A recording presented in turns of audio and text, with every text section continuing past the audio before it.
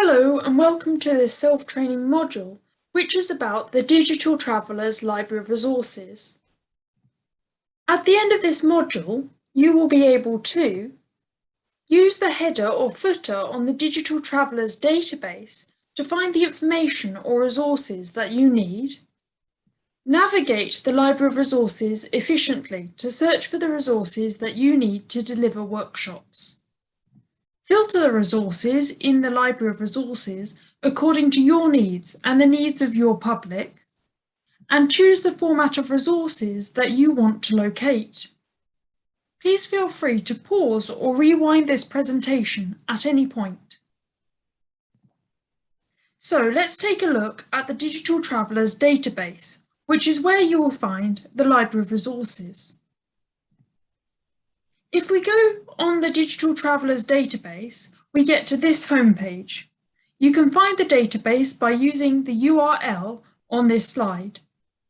You can pause the video here and find the database online if you would like to explore it as we go through this presentation.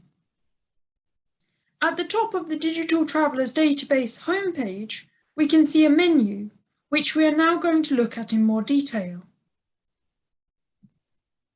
On this slide, you can see the header, which is on the Digital Traveller's database homepage. First, we have the Library of Resources button, which takes you to the 6 competence areas that make up this library. Next to the Library of Resources button is the About the DT Project button. Here you can find all the information which relates to the Digital Traveller's project, including policy recommendations. If you hover over this button, a sub-menu will appear, giving you the option to go directly to web pages such as dissemination activities or partners. Then there is the Becoming a Facilitator button. If you click on this button, you can find 6 self-training modules to help you become a facilitator, as well as a range of other practical guidance documents and the testimonials of other facilitators. In addition, you can find an FAQ specifically for facilitators and a do's and don'ts. If you hover over this button, a sub-menu will appear, giving you the option to go directly to either the self-training modules, practical guidance, or testimonials. Further along the menu, there is a very simple search bar, as well as a My Account button. If you hover over the My Account button, a Login button will appear in the sub-menu. You do not have to create an account to access the resources in the Library of Resources. All the content is free to access. However, you can create an account if you wish to do so. This will enable you to save your favourite resources. Finally, there is a Home button which takes you to the home page. Now we're going to look at the lower menu. If on the home page we scroll all the way down to the bottom of the page, we find the lower menu. Here we can choose the language in which we would like to navigate the website. We can find here a button for the contact form too. If you fill out the contact form, it will be sent directly to our teams. There is also a button for a general terms and conditions, and finally a button for the FAQ, which is quite comprehensive and should give you all frequently asked questions regarding this database and the project. Now let's take a look at the Library of Resources, which is where you will find the educational resources. The Library of Resources contains lots of resources to help you design your digital skills workshops.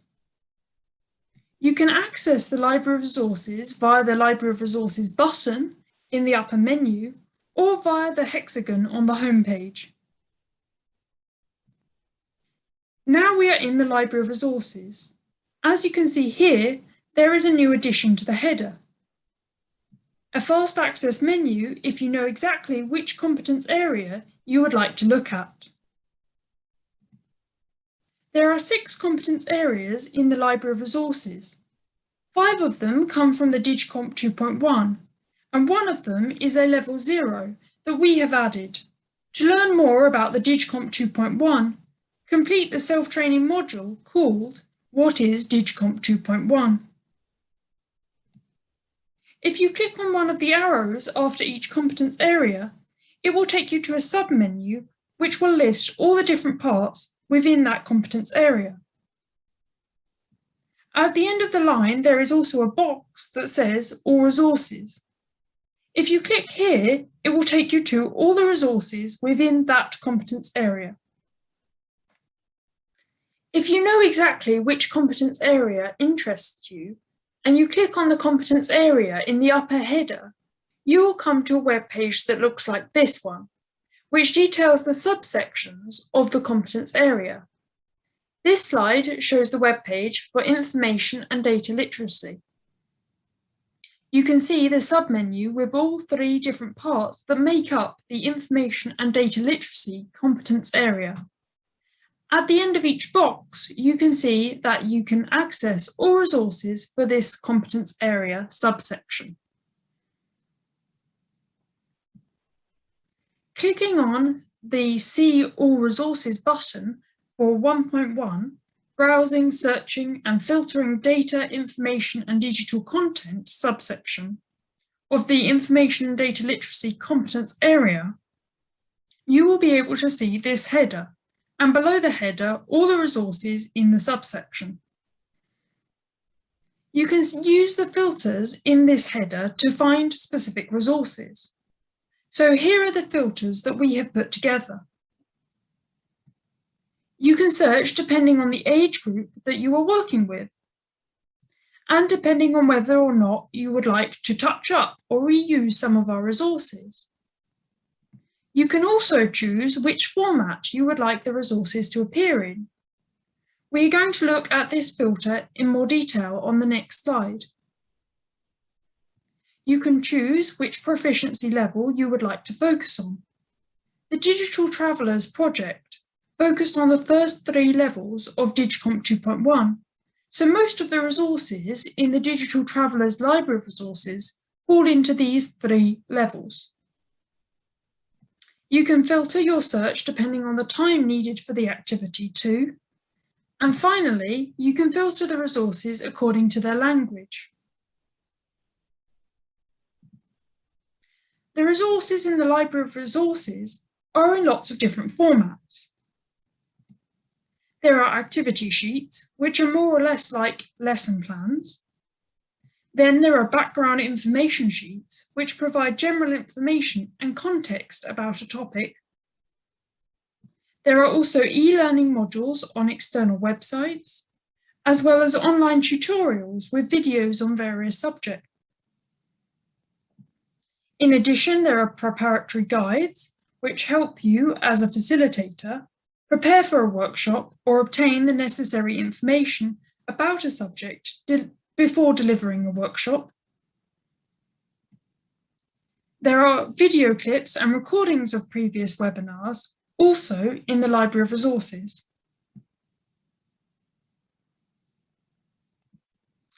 Let's have a look at what one of the resources looks like. If we selected the resource, Careers in IT, Game-Based Workshop, this is what we would see. This particular activity sheet is a kind of IT careers times up. At the top, you can see all the filters that we have just talked about.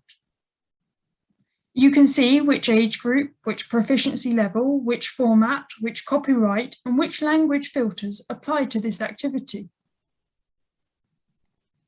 There is also some very useful extra information here about the resource's target group.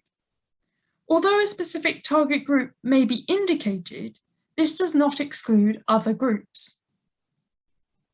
You can download a resource by clicking on this button.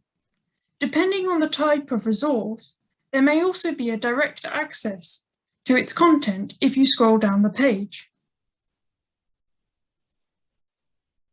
Finally, some additional information. All resources have a summary in English, but not all resources in the library of resources are available in English.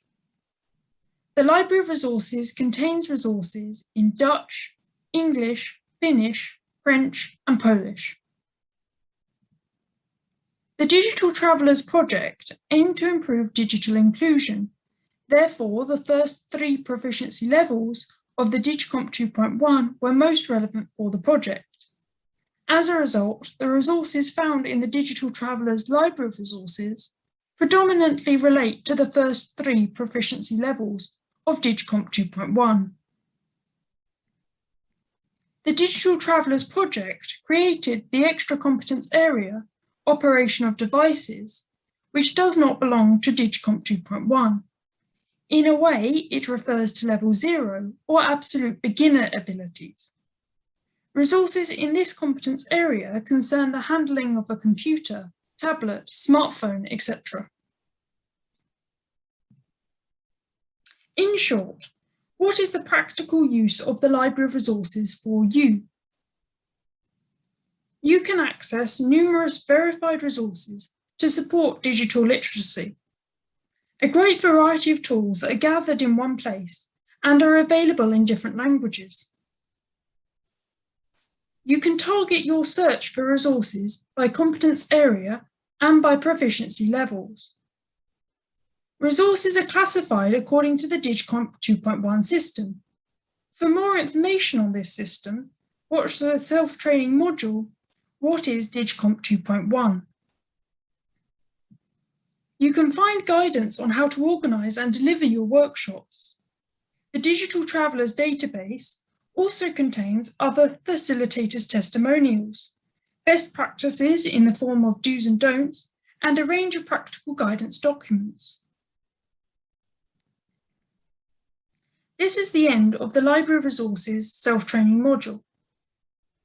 If you haven't already completed the other 5 self-training modules, the modules What is DigComp 2.1, My Role as a Facilitator, and the Stages in a Workshop would be great places to start.